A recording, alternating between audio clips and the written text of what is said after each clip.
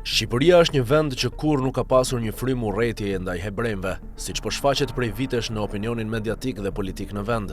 Kjo nuk ka ndodhur as në kohën kur Shqipëria ishte e pushtuar nga nazistët, të cilët synonin zhdukjen e hebrejve, e as gjatë regjimit të Enver Hoxhës, i cili ishte patologjikisht kundër Izraelit dhe atyre që ai quante zionist. Në Shqipëri gjatë komunizmit qëndruan mjaft familje hebreje, të cilat dhanë kontribut të rëndësishëm në shoqëri dhe kulturë. Një nga emrat më të njohur ishte Robert Schwarz, i cili solli në Shqip shumë nga perlat e letërsisë klasike botërore, duke sjell pak dritë dhe pak liri në një regjim diktatorial si ai i Enver Hoxhës. Sado që Enver Hoxha nuk i kursente sulmet verbale ndaj izraelitëve dhe hebrejve, duke trajnuar dhe militant të Arafatit për akte terroriste kundër Izraelit, shqiptarët donin më shumë Robert Schwarzin, i cili u sillte ajkën e letërsisë botërore në gjuhën shqipe. Pra duhet thënë se edhe pse regjimi komunist ishte hapur anti-hebre dhe anti-zionist, shqiptarët nuk u përfaqësuan kurrë me këtë frymë në gjuhën dhe sjelljen e tyre. Sot në ditën e kujtesës së Holokaustit, ku shqiptarët kanë vendin e tyre të nderit edhe në muzeun e Shoas, duhet theksuar se ky vlerësim dhe kjo njohje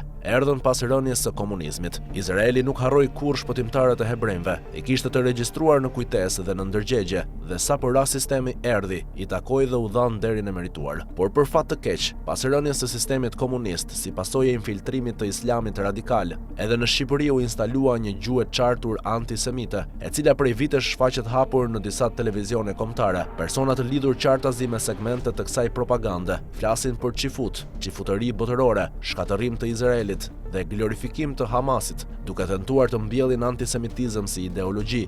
Në realitet kjo frymë nuk ka se si të zërë rënë në një vend që me hebrejt nuk ka pasur kurrë probleme, armiqësi apo konflikte. Përkundrazi, ka pasur vetëm miqësi dhe mirëkuptim. Gjatë kohës së gjenocidit ndaj shqiptarëve të Kosovës, ishin hebrejt të SBA-s, Europës dhe Izraelit, që dolën hapur kundër Miloševićit, duke nisur nga nobelisti Elie Wiesel, këshilltari i presidentit Clinton, i cili e krahasoi spastrimin etnik të shqiptarëve me Shoan, e deri te Madeleine Albright, James Robin, generali Clark dhe shumë të tjerë që u vunë për krah rezistencës shqiptare. Sot antisemitizmi, që shfaqet hapur në disa media shqiptare, nuk është gjë tjetër veç se një mercenarizëm i pështirë. Është e qartë se nga nxitet dhe pse shërben, por nuk ngjit. Pyetja reale është pse qarqet e rëndësishme mediatike japin hapësirë këtyre mercenarëve. Ky është problemi që kërkon përgjigje dhe debat publik, sepse në fund të fundit nuk mund të pranojmë një infeksion ideologjik të importuar, që synon të na sëmurë një shoqëri që historikisht ka qenë e shëndetshme në raport me hebrejt dhe Izraelin.